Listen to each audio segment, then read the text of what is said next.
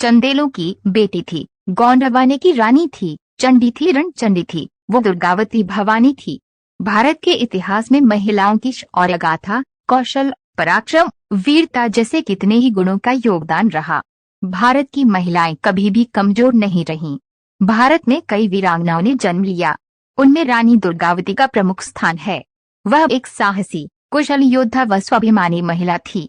रानी दुर्गावती का जन्म 5 अक्टूबर 1524 को दुर्गाष्टमी के दिन बांदा जिले के कालएजर के राजा कीर्ति सिंह चंदेल के यहाँ हुआ था।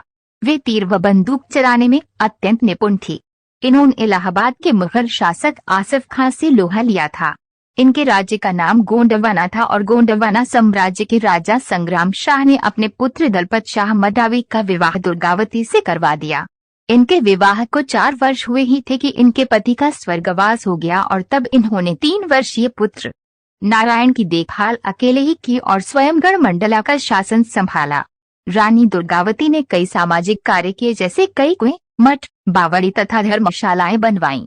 मालवा के शासक बाज बहादुर ने कई बार रानी दुर्गावती के राज्य पर हमला किया, लेकिन वे हर बार पराजित हुआ।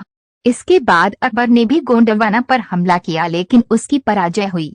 इसके बाद स्वयं दुर्गावती ने पुरुष वेश में युद्ध का नेतृत्व किया, जिसमें 3000 मुगल सैनिक मारे गए थे। 24 जून 1564 को पुनः युद्ध हुआ और इस युद्ध में मुगलों द्वारा रानी को तीर लगने पर वे घायल हो गई और अंतिम समय जानकर उन्होंने अपने वजीर आधार सिंह से कहा कि वे अपनी तलवार से उनकी गर्दन काट दें, लेकिन आधार सिंह ने ऐसा करने के लिए उनसे मना कर दिया। तब उन्होंने स्वयं अपनी कटार भोंककर अपना बलिदान कर दिया।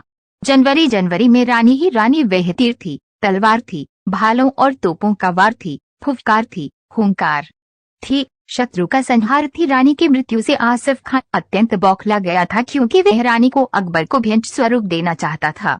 इस कारण उसने राजधानी चरागढ़ पर आक्रमण कर दिया। तब वहां की महिलाओं ने अपने सम्मान के लिए जौहर के अग्निकुंड में अपने आप को समर्पित कर दिया, लेकिन आसिफ खां के आगे नहीं झुकी।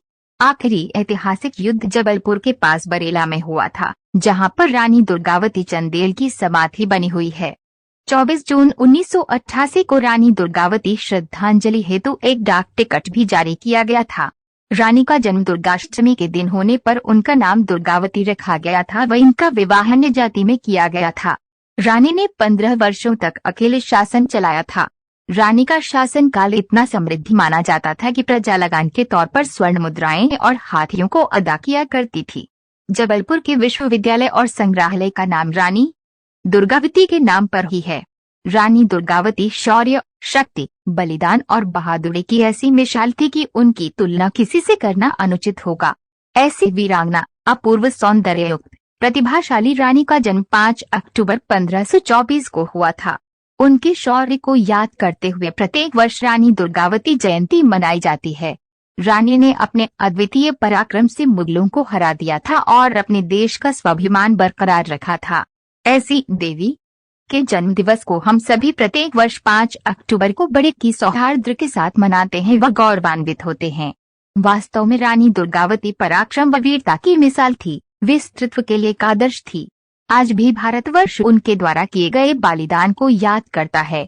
आपका कहानी यहीं तक समाप्त हुआ। चैनल को सपोर्ट करो और लाइक, कमेंट, शेयर, सब्सक्राइब करना